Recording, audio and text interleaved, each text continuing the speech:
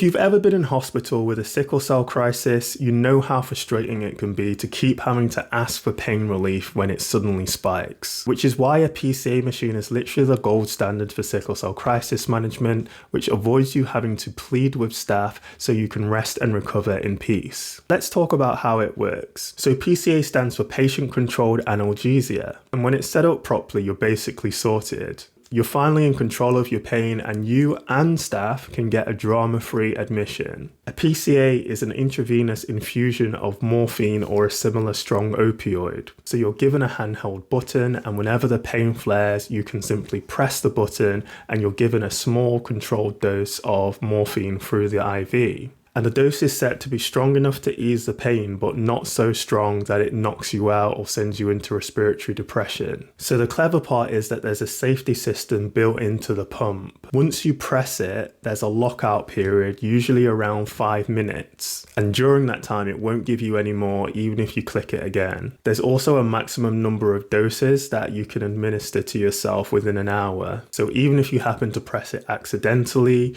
or you were pressing it rapidly because you're desperate for relief, it'd be impossible to overdose yourself. If you ended up getting too drowsy, you simply wouldn't be awake enough to press it, and the lockout protects you anyway. So that's really all it is. That's the beauty of a PCA when it's working how it should do. It's a controlled way for you to manage your own pain moment by moment instead of waiting for someone to come to you. The only real barrier is making sure that hospitals have enough machines and enough staff that are trained to set them up. If we can get that, then the experience of managing sickle cell crisis in hospital becomes much easier for everyone involved. So I'm very curious to know what your experiences of using PCAs have been. Let me know in the comments.